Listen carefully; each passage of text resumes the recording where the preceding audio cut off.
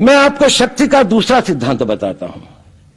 मुझे नहीं मालूम कि यह सिद्धांत मुझे बताना चाहिए या नहीं, मुझे यह भी नहीं मालूम कि यह सही है या नहीं, लेकिन क्योंकि मैं इसको मानता हूं और मुझे मालूम है कि इसके बारे में कई लोग जिनके हायर मॉरल वैल्यूज हैं शायद न भी समझते हो या न भी वो रखते हो, लेकिन एक मेरा विचार है, चाहे तो इस पर विचार करें।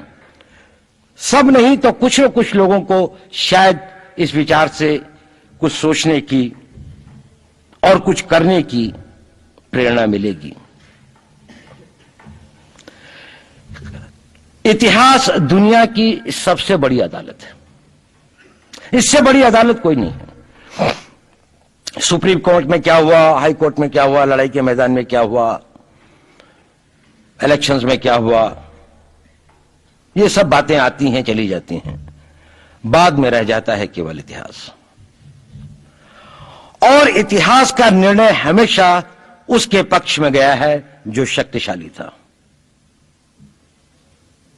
इसने कभी उसका साथ नहीं दिया जो न्याय के साथ था, जो सही था। अगर ऐसा होता तो दिल्ली में बाबर रोड होती है, बाबर रोड है लेकिन राणा सांगा रोड नहीं है, क्योंकि बाबर आया, विजयी हुआ, राणा सांगा हार गया। भारत की हिंदूशाही किंगडम अफगानिस्तान से होती सिकुड़ती सिकुड़ती सिकुड़ती यहां तक नहीं आ जाती।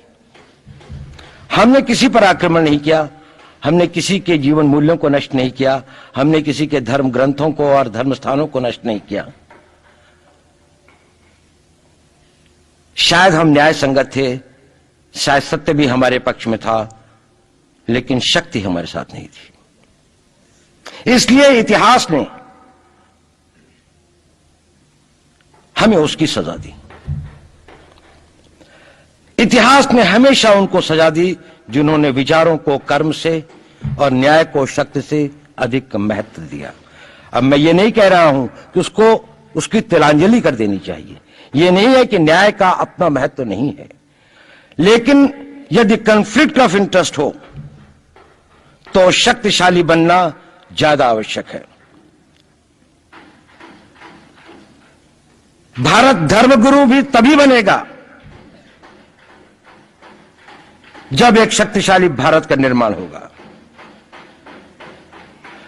जिन लोगों ने भारत के ऊपर आक्रमण किया, भारत के ऊपर राज किया, इस प्रकार से राज किया कि राज करते वक्त, जाते वक्त अपने गुलामों से कह दिया कि तुम राज कर लो, हम तो जा रहे हैं, तो यहां पर गुलाम वंश भी बन गया। अगर हम लड़ाई के वॉरफेयर के उसूलों से देखें कि किसी भी राष्ट्र की जो कॉम्प्रिहेंसिव स्टेट पावर होती है, किन चीजों से वो लड़ाई लड़ता है, किसको हम कहते हैं कि ये शक्तिशाली है, दूसरा शक्तिशाली नहीं है, क्या वो अवयव होते हैं उसके, क्या घटक होते हैं उसके। तो भारत के पास जनशक्ति, धन शक्ति, ज्ञान की शक्ति, टेक्नोलॉजी की शक्ति, और जिन लोगों ने आक्रमण किया उनकी शक्ति को अगर हम ये देखें तो शायद 1 और 1000 का अनुपात भी नहीं होता। लेकिन उसके बाद भी हम वो नहीं कर पाए। और ये प्रश्न भी किसी ने पूछा, उस पर मैं आऊंगा बाद में। निवेदिता जी ने उसका बहुत अधिक उत्तर दिया, बहुत अच्छा उत्तर दिया था कि क्या कारण है, किसके कारण भी हम लोग इस लड़ाई में इतिहास ने हमारा साथ या हमारे पक्ष में न्याय नहीं दिया। क्या कारण है कि कश्मीर में हम लड़ रहे हैं, जिन्होंने हमारे ऊपर आक्रमण हो रहा है, हमारे ऊपर बाहर से लोग आकर वायलेशन हमारे बॉर्डर का करते हैं, इन्फिल्ट्रेटर्स हमारे यहां आते हैं, जबकि पूरा का पूरा कश्मीर भारत का भाग है, अभिन्न भाग है। कानून के अनुसार वहां के राजा ने यह हस्ताक्षर किए, हमें दिया।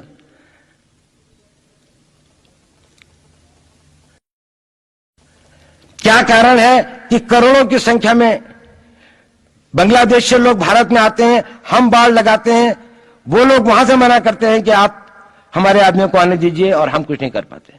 और भारत में 2 करोड़ नागरिक रहते हैं। हम हर एयरपोर्ट के ऊपर में इमिग्रेशन की चेक पोस्ट लगाते हैं कि कहीं पर कोई एक आदमी बिना पासपोर्ट के या बिना वीजा के भारत में प्रवेश न कर जाए। यहां पर लाखों की संख्या में, करोड़ों की संख्या में लोग आते हैं। सुप्रीम कोर्ट भी ये वो करता है कि जिन लोगों ने जो इसके लिए जिम्मेदार हैं, उन्होंने जो काम किया है वो भारत के ऊपर आक्रमण के बराबर काम किया है।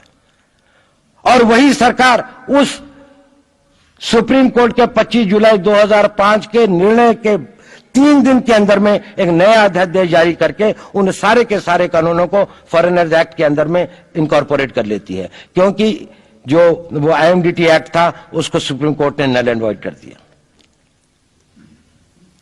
ये सब बातें हमें सोचने और समझने की आवश्यकता है। एक कारण, मैं ज्यादा चीजों में नहीं जाना चाहता, इतना समय भी नहीं होगा, कि भारत विदेशों से इतना नहीं हारा।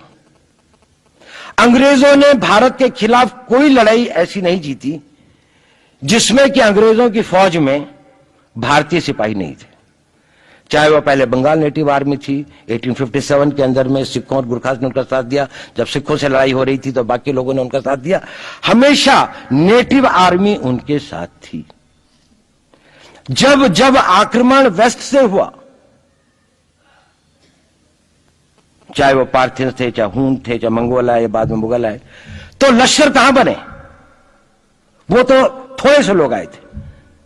लश्कर बने काबुल में, जिस वक्त तो इस्लामाइज भी नहीं हुआ था, लाहौर में, सरहंद में। हिंदुस्तानियों को हराया है तो हमेशा हिंदुस्तान के लोगों ने साथ नहीं दिया देश का। और दर्द है तो केवल इसी बात का। भारत के इतिहास में अगर दर्द केवल इस बात का नहीं है कि विदेशियों ने हमारे साथ क्या किया, उनका तो हम मुकाबला कर लेते। दुख इस बात का था कि हमारे सभी लोगों ने साथ नहीं निभाया और साथ नहीं दिया। और इसकी फीलिंग आज भी मुझे इस देश में होती है। और भारत को आंतरिक बाह्य शक्तियों से जो सबसे बड़ा खतरा है, वो खतरा इस बात का है कि हमारे अपने लोग ही कहीं राष्ट्र की सुरक्षा, राष्ट्र की अस्मिता, राष्ट्र के गौरव का सौदा न कर बैठे, अपने आज के सुख के लिए अपने भविष्य को अंधकारमय न कर दें।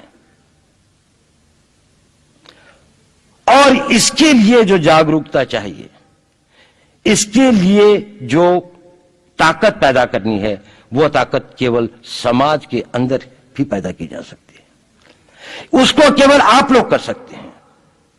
वो केवल आज की युवा शक्ति ही कर सकती है।